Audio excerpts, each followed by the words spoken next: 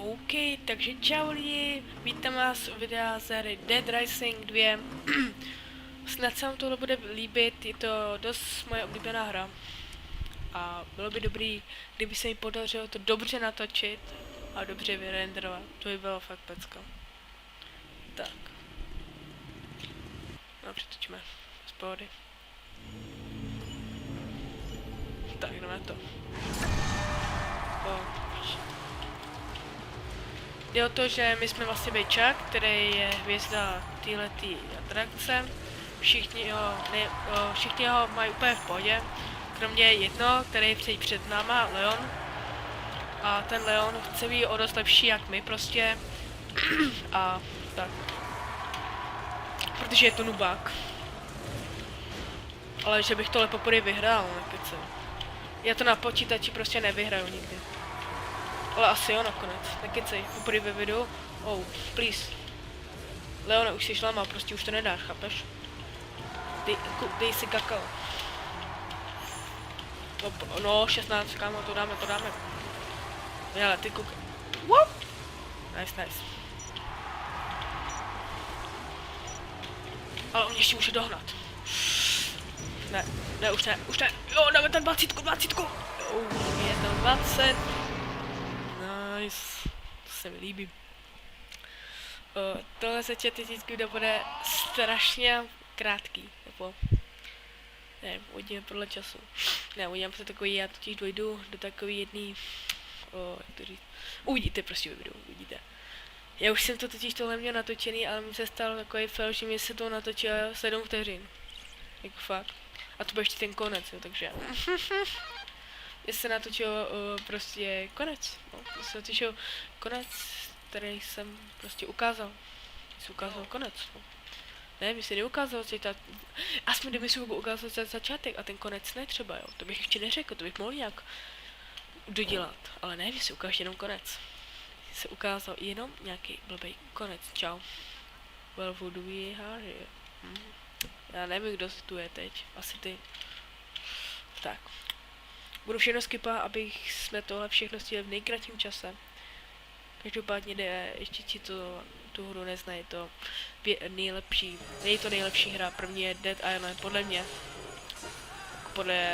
Takže taky podle koho, jo. Ale podle mě je prostě, hej, chceš pomoct? Tak ne, už ne. Ale podle mě, jakoby, je první je Dead Island a hned za Dead Islandem je Dead Rising. Prostě podle mě, jo, hele, podle vás to může být cokoliv. Ale podle mě prostě, já ti zabiju ty, no, pojď sem. Já jsem vrah. Aspoň si neumřela v to zombíkama, si nebyla aspoň sežraná. Se pročešu, pojď. Tak pojď. Přece je to zombie realita. Vůbec by se takhle nechovali zombíci. Vůbec bych je jednou nesekl, všichni 30 by padli. To je podle pravdivý. Jo, a jinak to je jeho dcera, jo. Ty co nejí. A ona je kousnutá, protože nevím proč. Já jsem si někdy ty informace zjistil, ale já jsem jak červený. Čau Juri, ne, ti kopnu. Tyk. Jdem na to. Tak.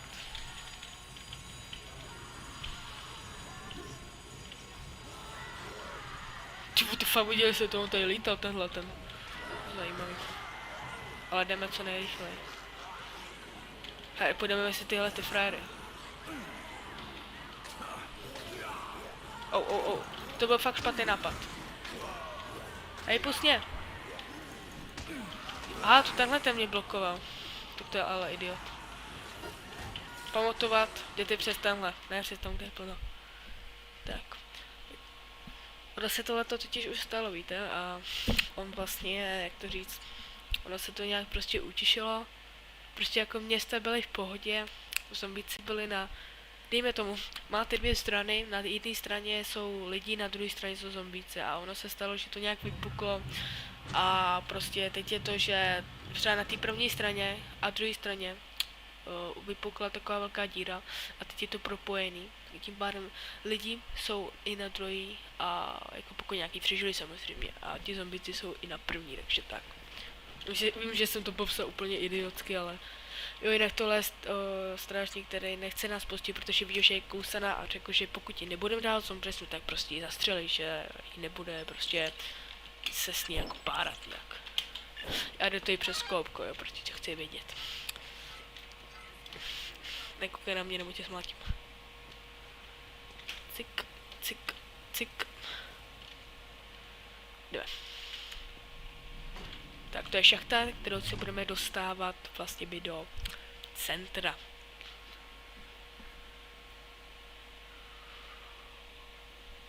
Není taková, já bych to udělal třeba, že bych to ani neskipoval, nebo tak, ale to by mi zabralo hodně času a prvé, když to renderujete přes Sony Vegas a dáváte to do Full HD, tak jako nechci to mít úplně zase nějakým 420 nebo tak. Uvidíme, jak to prostě půjde, ano? iPhone. Jo. Já to vím, já už tuhle hru dávno. Tak jo. Tak tady se aspoň takhle díval. Cik. Každopádně ti, co neví o tom, jestli třeba o téhle hře víte poprvé a nevíte, jestli vám to třeba počítač rozjede, tak bych vám nejdříve doporučoval si tu hru asi by stáhnout a poté bych doporučoval si ji koupit. Je vždycky lepší, když si něco stáhnete, než prostě... Neříkám, že máte si jakoby stahovat pirátské věci a prostě tak, ale lepší je, když víš, že ti to rozjede, než že by si to koupil a pak by si byl zklamaný s tím, že se ti to nerozjede. Ale podle mě vám to rozjede, hele, úplně na nic, já mám jedině, co mám dobře, co se můžu pochválit. Hej, nesmě! Co tě s ničím? A jediné, co mám tak dobrýho, je ta grafická karta. Tam je to drží, jo. Já bych jinak tady nehrál Dead Rising. To je fakt, to vám hned říkám. Je to rozjede na 1600 krát něco, ale dal jsem si to na 1000x24, protože Fraps a 100 fps mám s tímhle, ale když natáčím s Frapsem, patne mi to na 40. Náhoda? Ne, nemyslím si. Protože ti, co neví, tak Fraps je HDčkový natáčecí program, který dobře natáčí videa bez problémů, ale zase on za to si bere a to jsou ty FPS.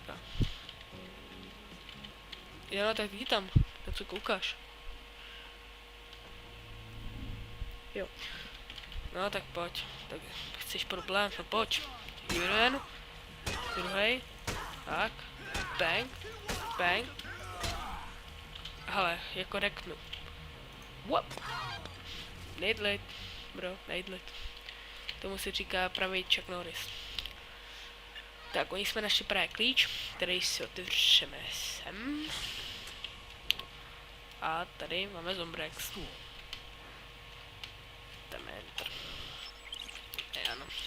Ano. Sorry. Teď vidíte, že máme ještě háfu času. To je moje klávesnice. Ano.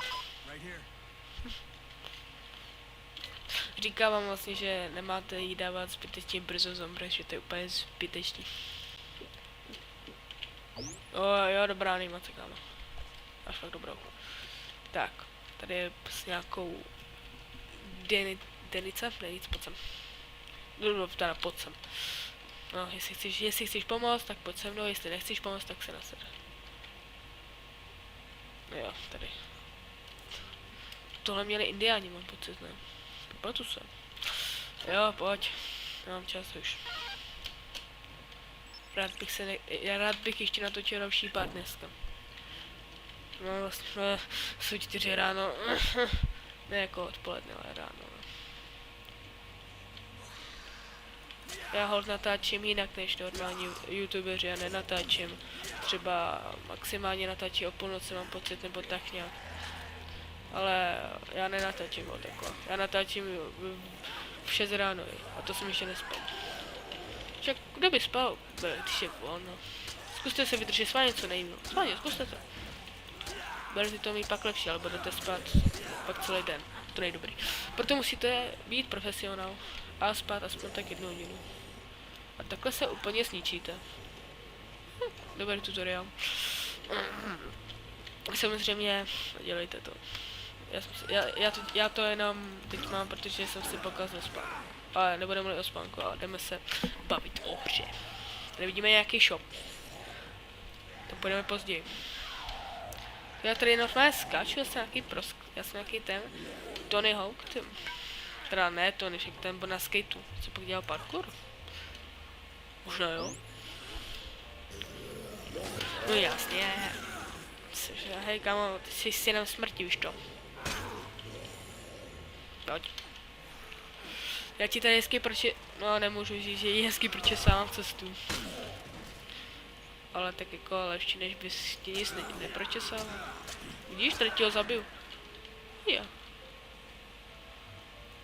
A stejně už by za chvilku skončila ta sekira. Pojď. Kladivo jsem použil mal toto Inparkera. A tuhle tu taky jsem použil. Mě ani nepřišlo. Tak. Ne. Tady vidíme, že už... Cože? Bylo nějakých 3, jo. Asi 50. Já si vezmu tady další baseballky. Baseballky jsou dobrý. Tak. Je taková nevýhoda, co je tady, tak to je třeba... Jo. To je nevýhoda, že třeba když jdete a úplně jako třeba tam, když půjdete hned sem, tak ona nepůjde s vámi. Musíte vidět takový, jak jste vidíte. Počkejte, vidíte, jak má nad sebou takový ty dveře, nebo co to je? Teda jako šachta. Tak takhle, pak můžete jít. Jestli to říkám dobře.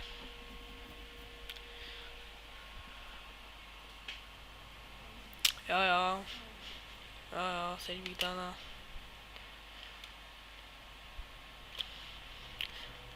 To je takový hajzl, on se sněje a zároveň je naštvaný. Já si to jdu savenout. A pak to tady ukončím. Vlastně ne. Ne jo, vlastně. Jo, radši, kdy nevíte, co se stane. Tak dáme si save, dáme si na 3. Tohle si nevšimněte, to hraju ve free timeu a tohle bylo moje nepodařený, takže tak. Takže každopádně díky, že jste video zhlédnuli. Pokud se vám video líbilo, tak zanechte koment nebo like. A uvidíme se u dalšího videa, takže zatím čau.